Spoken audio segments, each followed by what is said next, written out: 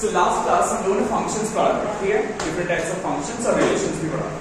Relations में एक बहुत इंपॉर्टेंट चीज जो हम बोलना भूल गए वो है identity relation. What is the identity relation? Can anyone tell me identity relation क्या है? नहीं, आइडेंटिटी रिलेशन क्या है? What is identity relation? Identity relation is a relation जिसमें ऑलवेज वो रिफ्लेक्सिव, मतलब सिर्फ, मतलब if I say that A belongs to the set capital A and R is a relation on A such that R is equal to A comma A for all A belonging to A। मतलब कुछ भी ले लो, like if I take a set A is equal to 1, 2, 3, 4, then R will be equal to 1, 1, 2, 2, 3, 3, 4, 4 और कुछ नहीं रहेगा, और कुछ नहीं रहेगा, that is important, और कुछ नहीं रहेगा आइडेंटिटी रिलेशन में, ठीक है। Now one very important concept regarding identity relation. What? Any identity relation is always an equivalence relation. कोई भी आइडेंटिटी रिलेशन इक्विवेलेंस रिलेशन। तुमने बोला सर कैसे, ये कैसे हो गया? उसमें ना तो सिमेट्रिक है ना तो ट्रांजिटिव है। देखो सिमेट्रिक वो है, क्यों सिमेट्रिक है? क्योंकि 1,1 है तो 1,1 भी है, 2,2 है तो 2,2 है। सिमेट्रिक मतलब क्या? जस्ट हम लोग जो ऑर्डर पेयर यहाँ पर है उसका कन्वर्स ऑर्डर पेयर भी यहाँ पर होना चाहिए, ठीक है। Well, so now you can understand this is symmetric as well as, sorry, reflexive as well as symmetric. Symmetric क्यों है? Symmetric इसलिए है, ये हम लोगों ने देखा कि symmetric होने का कंडीशन क्या है कि एक सेट, एक रिलेशन में अगर A, B है तो उसमें B, A भी तभी symmetric होगा, ठीक है। And this is an assumption made कि अगर एक रिलेशन रिफ्लेक्सिव है और सिमेट्रिक है तो हम लोगों को उसको ट्रांजिटिव है वो चेक करने का जरूरत नहीं है। क्यों? क्योंकि अगर हम लोग उस पर ऐसा प्रूफ नहीं कर सकते वो ट्रांजिटिव नहीं है तो हम लोग अज्यूम कर लेते हैं कि वो ट्रांजिटिव है और उसको हम लोग इक्विवेलेंस रिलेशन बोलते हैं।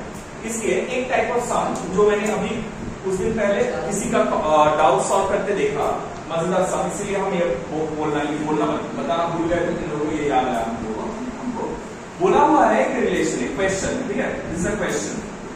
क्या क्वेश्चन है? रिलेशन बोला गया है कि 1, 1, 1, 2, 2, 2, 3, 3 ऐसा एक रिलेशन है, ठीक है। What should we do to make the relation equivalence relation? 1, 2 को हटा दें। सर 2, 1 सर 1, 2 का 2,1 नहीं ले हमें ना, 2,1 नहीं ले 1, 2 का आते इधर पर। हाँ 2,1 नहीं ले हमें, किंतु that was a multiple choice question, it was a MCQ। तो MCQ में एक ऑप्शन था 1, 2 remove 1, 2 और एक और बहुत सारा ऑप्शन था जिसमें से करने से हम लोगों को भी नहीं मिल रहा था। So the only option was removing 1, 2 का remove कर ले, ताहले it will become equivalence relation, ताहले equivalence relation, ठीक है सर। अच्छा ओ किंतु ठीक बोलेছে if we introduce 2,1 তাহলে কিন্তু এটা equivalence relation হয়ে যাবে। 2,1 introduce করলে এটা equivalence relation হয়ে যাবে। কেন?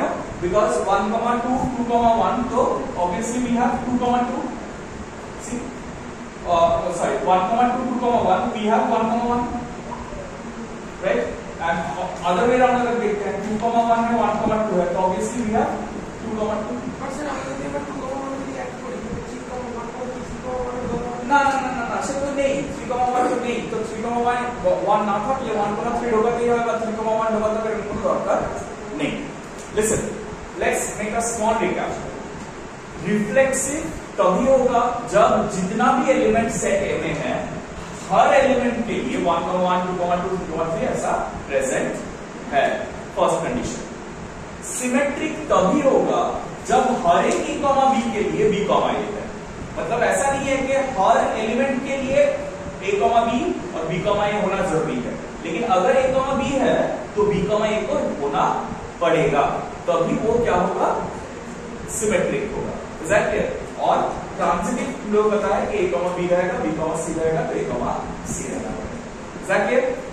Clear to all of you? तो आगे क्या बताया? Identity relation is always, so what is the conclusion? Identity relation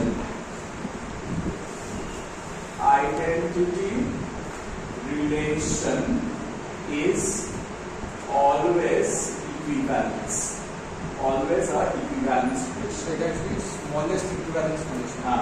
Correct. It is the smallest equivalence relation.